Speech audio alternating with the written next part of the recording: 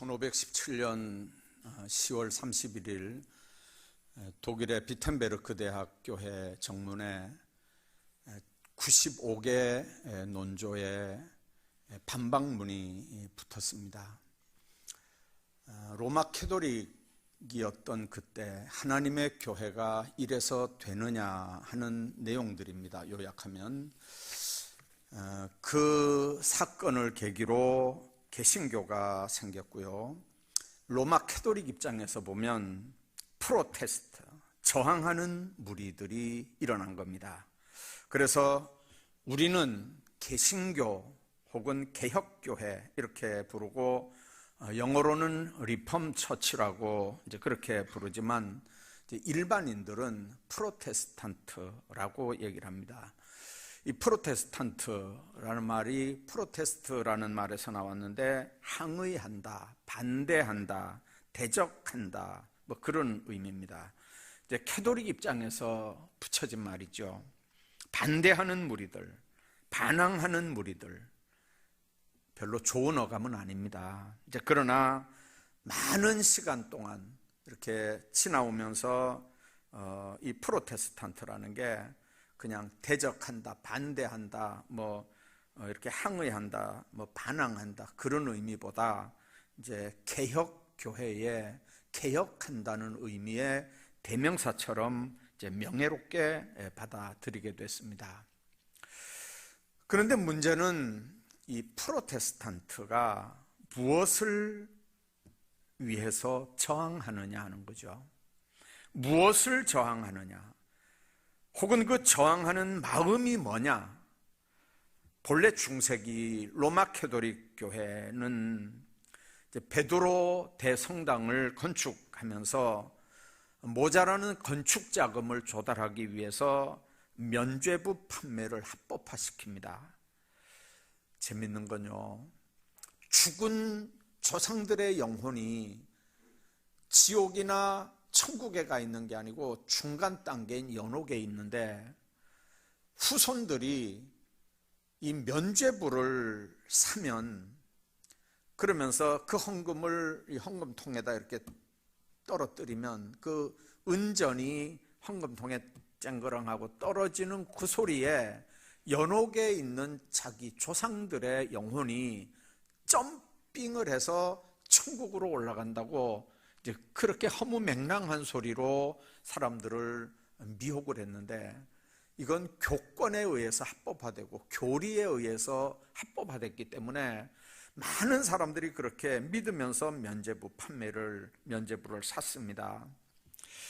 자, 그런 가운데 이 비성서적인 교리, 낡은 권위의식에 대해서 반대하고 또 로마 캐토릭의 이 비성서적인 구원관, 교황의 신성불가침, 성상숭배, 성직매매, 교회들의 세속화를 반대하고 항의해서 그 사건들이 벌어진 거거든요. 그러다가 종교개혁이 이제 본격화되면서 중세봉건사회가 몰락이 되고 근대사회가 열리는 정치적인 탈바꿈까지도 가져오게 됩니다. 각국 언어로 성경이 번역이 됐습니다. 처음에는 루터에 의해서 독일말로 이게 번역이 됐다가 그 독일말이 영어로 그리스어로 여러 나라 말들로 번역이 되면서 성직자만 성경을 읽던 시대를 탈피해서 이제 모든 성도들, 심지어는 일반인들도 성경을 읽을 수 있는 상황이 됐습니다. 성직자만 성경을 보고 성직자만 성경을 해석할 수 있었고 성직자만 제사장 노릇을 할 수 있었던 시대는 이제 503년 전에 다 끝났습니다.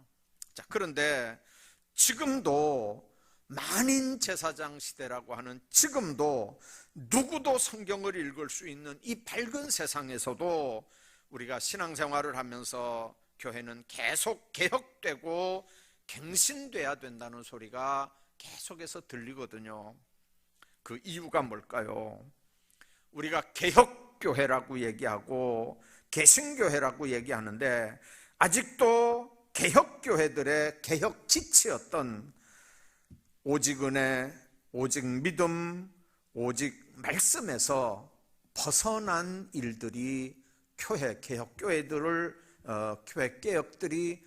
개혁교회들이 그렇게 하기 때문에 그렇습니다. 오늘은 이 종교개혁주의를 맞으면서 이 종교개혁자들이 주장하던 개혁의 3대 원리인 오직 믿음, 오직 은혜, 오직 말씀의 의미를 살펴보면서 이 개혁의 의미 몇 가지를 생각하려고 합니다. 첫째는 오직 믿음입니다. 우리가 죄인인 거 성경을 통해서 죄인이라고 하니까 죄인인 줄 알죠. 그래서 우리가 죄인이라고 믿습니다. 여러분들, 죄인이 의롭다 함을 얻는 거, 그것도 믿음으로 되는 일입니다. 하나님의 자녀 되는 것도 믿음으로 되는 일입니다. 구원받는 것도 믿음으로 되는 일입니다. 그래서 루터는 오직 믿음, 라틴어로 솔라 피데를 외치는 겁니다.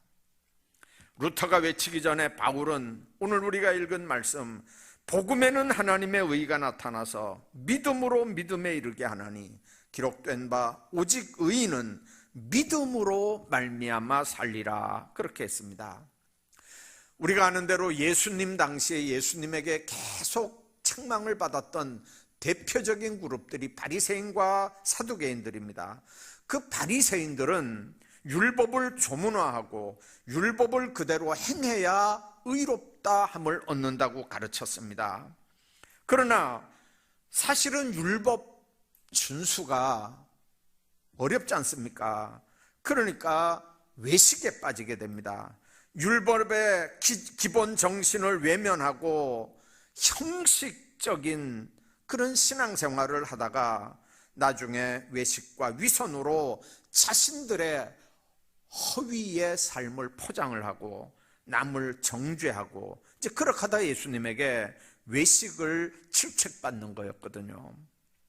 여러분들, 구원에 이르는 믿음의 내용이 뭡니까? 결코 인간의 공로가 아닙니다. 고행은 더더욱 아닙니다. 오직 은혜입니다. 그러므로 우리가 구원 얻기 위해서 면죄부를 살 이유도 없고 마리아를 숭배할 이유도 없습니다. 신부에게 고해성사할 이유도 없고 성지순례 가서, 여러분들, 성지에 가서 고행할 이유도 없습니다. 자선사업을 많이 해야 구원받는다는 건 거짓말입니다. 그건 구원받는 성도들이 마땅히, 구원받은 성도들이 마땅히 해야 할 의무고 사명이지 결코 그게 구원의 조건일 수는 없습니다.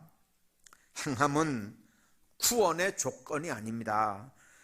오직 믿음만이 구원의 조건인 걸 믿으시고 하나님 안에서 신앙생활 하시길 바랍니다.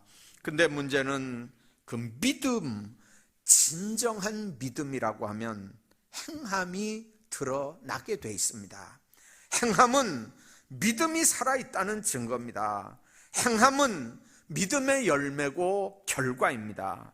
따라서 열매가 없는 믿음, 행함이 따르지 않는 믿음, 그건 산 믿음이 아닙니다. 야고보는 그런 믿음을 야고보 2장 10절에 헛것이라고 얘기합니다. 이 헛것이라고 하는 헬라 말은 무의미하다, 열매가 없다, 그런 의미입니다. 믿음과 행함은 동전의 양면과 같습니다. 분리가 될 수 있는 게 아닙니다. 그래서 잘 사는 것보다 바로 사는 걸 우리가 배우고 가르쳐야 하고, 열심히 믿는 거 중요하지만 그거보다 더 중요한 건 똑바로 믿는 게 그래서 더 중요한 겁니다. 여러분들, 노아가 하나님의 명령에 순종해서 방주를 만들었습니다. 그가 만든 방주가 히브리 말로 테바라고 하는 건데 상자나 괴짝을 의미하는 말입니다. 아기 모세를 담았던 갈대 상자도 테바라는 걸 여러분들 기억하시죠?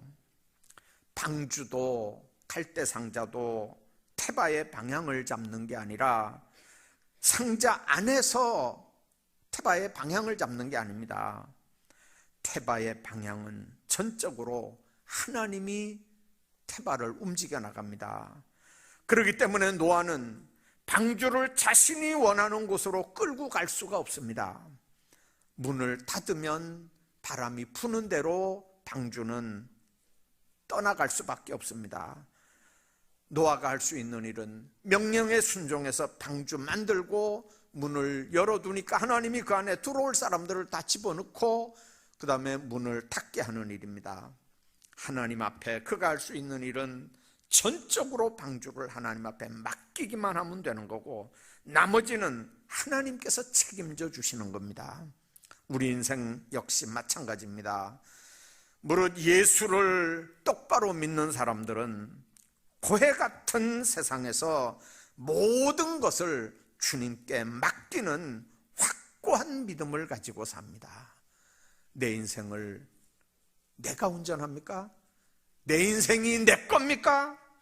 우리 삶이 어렵고 힘들 때뿐만 아니라 편안하고 즐거울 때 하나님을 철저하게 우리가 신뢰합니다. 죽은 나무의 열매가 맺을 수 없는 것처럼 죽은 믿음은 그런 믿음, 하나님께 자신의 삶 전폭을 맡기는 그런 믿음이, 그런 행함이 따르지 않습니다. 그래서 바울은 율법을 행함으로 구원받는다는 사람들에게 믿음으로 구원받는 복음을 분명하게 전했습니다.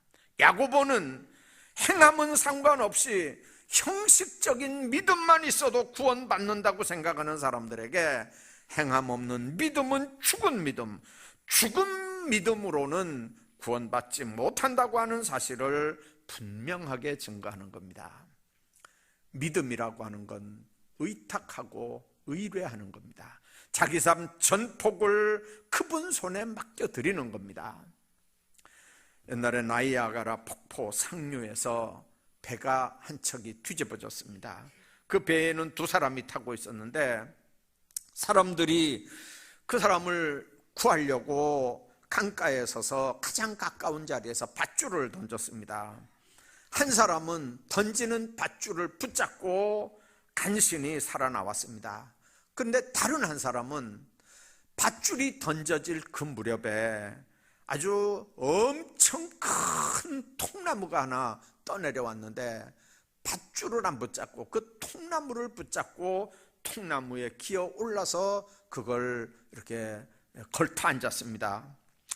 여러분들, 그랬더니 밧줄 붙잡은 사람은 육지에서 밧줄을 끌어내니까 밧줄에 딸려서 육지로 올라왔고 그 큰 통나무를 탄 사람은 둥실둥실 떠내려갑니다. 이제 자기는 살았다고 생각한 거죠. 그러나 문제는 폭포로 떨어져서 통나무가 폭포로 떨어질 때 사람도 함께 떨어졌는데 흔적도 없이 사라지고 말았습니다. 왜 그랬을까요? 통나무는 아무리 커도 강가에 있는 사람들과는 연결이 되어 있지 않아서 그렇습니다. 구원의 밧줄을 잡아야 사는 겁니다. 인간의 공로, 인간의 희생이나 수양, 지식들 다 눈으로 보기에는 좋게 보입니다. 그러나 그건 정확하게 얘기하면 구원의 밧줄이 아니라 통나무 같은 것들입니다. 금방 붙잡으면 안 빠지고 살 것 같습니다. 그걸 이렇게 걸터 앉고 올라 앉으면 살 것 같습니다. 그러나 여러분들, 폭포에 떨어지면 흔적도 없이 사라집니다. 그게 구원받게 하지 못하는 것들입니다. 그리스도를 믿는 믿음만이 하나님의 위대한 구원의 손과 연결된다고 하는 걸 믿는 믿음의 사람들이 되시기를 주의 이름으로 축복합니다. 두 번째는 오직 은혜입니다. 가톨릭은 공덕 축척설을 주장합니다. 세상에 사는 날 동안 선행을 많이 하고 공덕을 쌓아야 구원을 받는다는 교리입니다. 근데 루터는 이게 비진리라는 거죠. 공덕을 아무리 많이 쌓아도 믿음 없으면 구원 못 받는다는 게 루터의 주장입니다. 그래서 오직 은혜를 외칩니다. 칼빈도 마찬가지입니다. 오직 은혜, 라틴어로 솔라 그라티아는 예수 그리스도 안에서 죄인들에게 값없이 주는 하나님의 은총을 얘기합니다. 인생이 뭡니까? 모든 사람들이 다 죄인입니다. 그리고 죄의 삭은 사망입니다. 마치 인간들은 1만 달란트 빚진 자들 같아서 인간 스스로는 죄 문제를 스스로 해결할 수 있는 방법이 없습니다. 그걸 해결할 수 있는 유일한 방법이 타력구원, 하나님이 육신을 입고 인간 가운데 오시는 일이 유일한 방법입니다.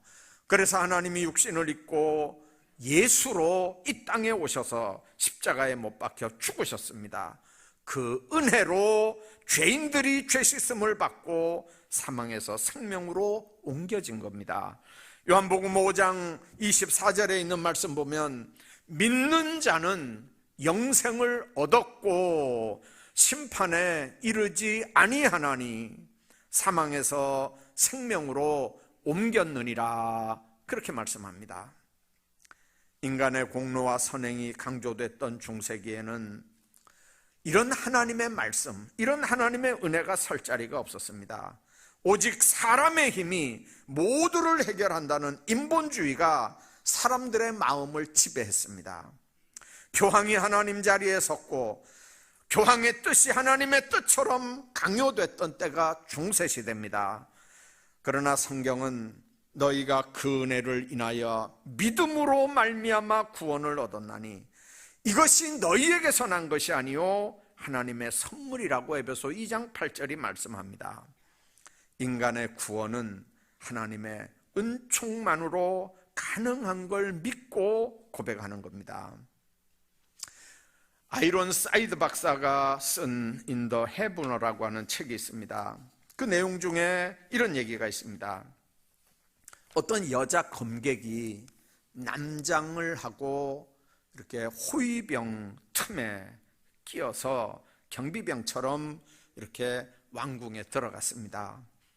엘리자베스 1세 여왕을 암살하려고 그 호위대 대원처럼 행세를 하고 들어갔다가 체포가 됐습니다.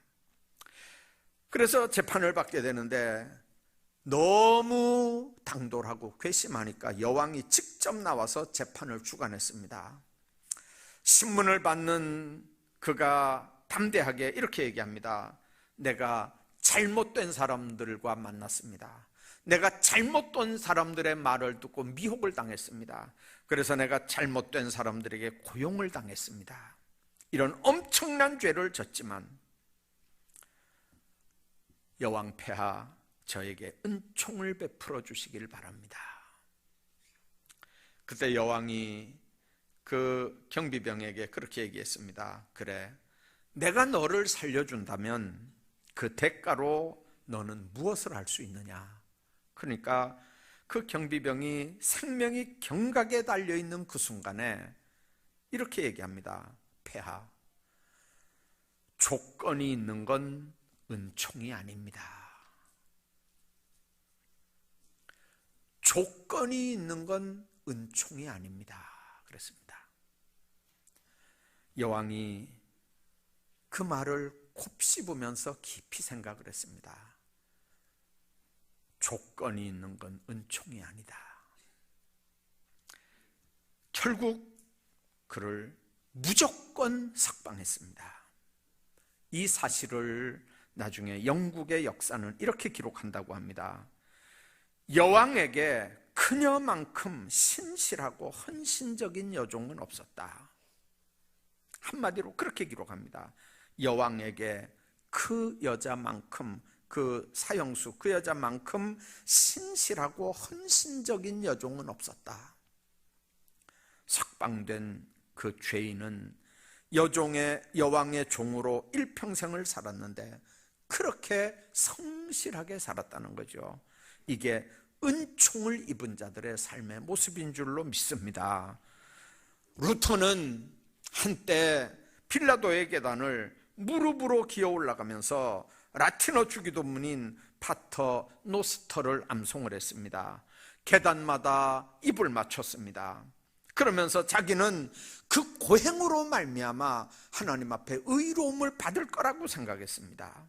그러나 이런 고행이나 공로가 의로운 인생이 되게 하지 못한다는 걸 그는 우리가 읽은 이 본문 17절을 통해서 깨닫게 됩니다. 오직 의인은 믿음으로 말미암아 사는 겁니다. 죄를 지은 아담을 살려주신 하나님은 홍수로 세상이 망하게 됐을 때 노아와 그 자녀들을 생육하고 땅에 번성하고 충만하라고 축복합니다. 하나님은 아브라함, 이삭, 야곱을 계속해서 축복했고 모세를 통해서 이스라엘을 애굽에서 해방시켰고 여호수아를 통해서 가나안 땅에 들어가게 하셨습니다. 다윗으로 이어지는 축복은 예수님의 족보를 만들어내 예수님을 이 땅에 오게 하셨고 결국 누구든지 예수를 믿는 자는 구원을 받고 영생을 누리게 했습니다. 하나님의 나라를 영원히 차지하게 합니다. 이 진리가 믿어지는 게 은혜입니다. 복음송가 그 복음송 가사처럼 우리는 은혜 아니면 살아갈 수 없는 사람들입니다. 호흡마저도 주님이 허락하셔야 살 수 있는 존재들입니다. 세상의 평안과 위로 내게 없어도 오직 예수뿐입니다. 크신 계획 다 볼 수 없어도 작은 고난에 지쳐도 죽게 묶인 나의 모든 삶 버티게 하는 게 주님의 은혜라고 우리가 고백하는 삶을 삽니다. 그 은혜를 따라 날마다 믿음으로 은혜의 자리에 나가서 복된 삶의 열매들을 누리시기를 주의 이름으로 축복합니다. 세 번째는 오직 성경입니다. 16세기 중세 시대는 성서의 권위보다 교황의 권위가 더 위에였습니다. 전통과 교회 제도가 성경보다 더 중요한 비중을 차지했습니다. 그래서 성서보다는 교황이 더 위에 군림했고 교황의 말은 하나님의 말씀보다 더 큰 권위를 가지게 됐습니다. 성경 말씀은 교황이 한 말을 입증하는 증거 자료 정도로밖에 쓰여지지 않았습니다. 또한 라틴어 성경은 특수 계층만 읽을 수 있었습니다.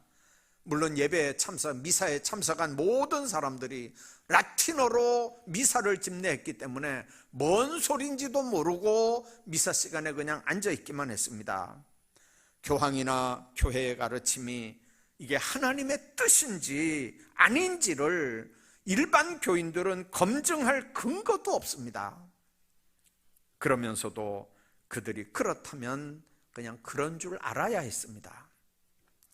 자, 그런데 루터가 독일어로 성경을 번역하고 각국말로 성경이 번역되기 시작하니까 이제 교인들이 하나님의 말씀을 읽게 되고 하나님의 뜻이 뭔지에 대해서 눈이 열리기 시작했습니다.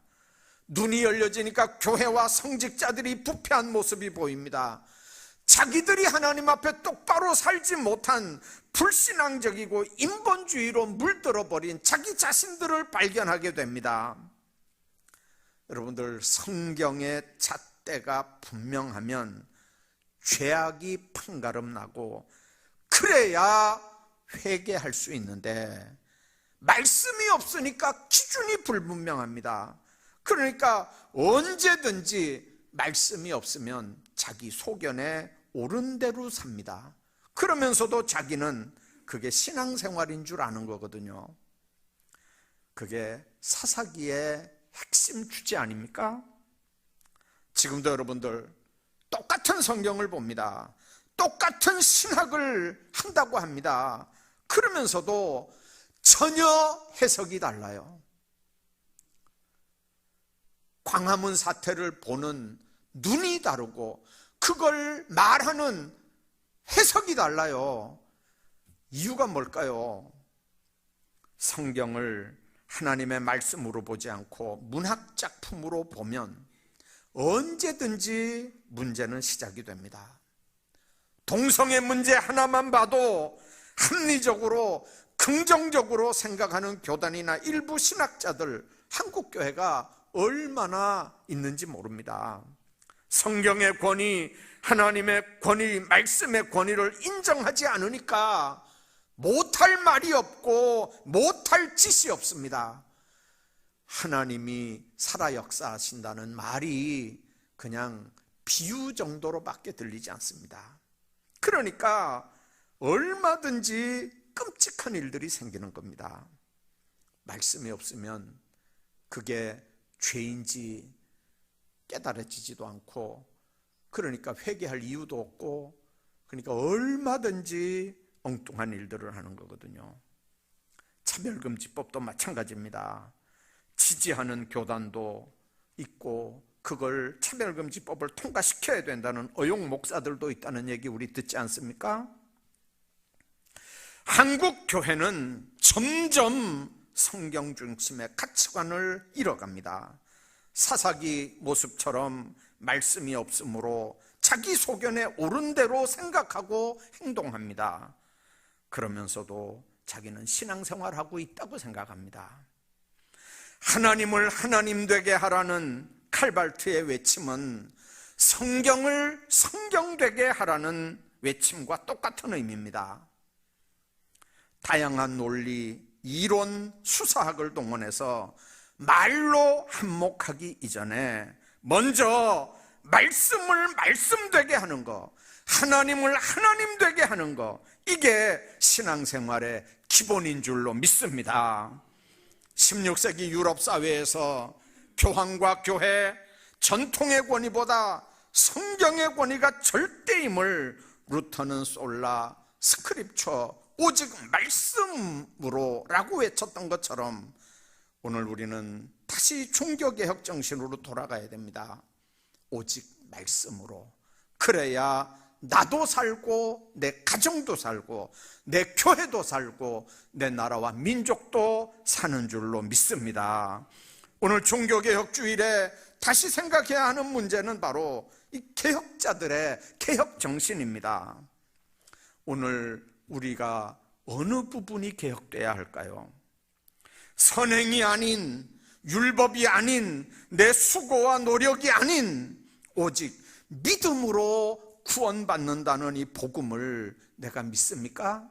그런 믿음이 나에게 있는 겁니까? 모든 것이 하나님의 은총이라고 하는 신앙 고백적인 삶이 우리에게 정말 있는 겁니까? 하나님의 말씀이 얼마나 나를 다스리고 주장합니까? 그 말씀 때문에 울어보고, 그 말씀 때문에 감격해보고, 그 말씀 때문에 결단해 봤습니까? 하나님의 말씀이 내 심장을 향해 선포될 때 그 선포되는 말씀 앞에서 우리는 어떤 모습으로 하나님의 말씀을 받았는지 여러분들 한번 점검해 보십시오.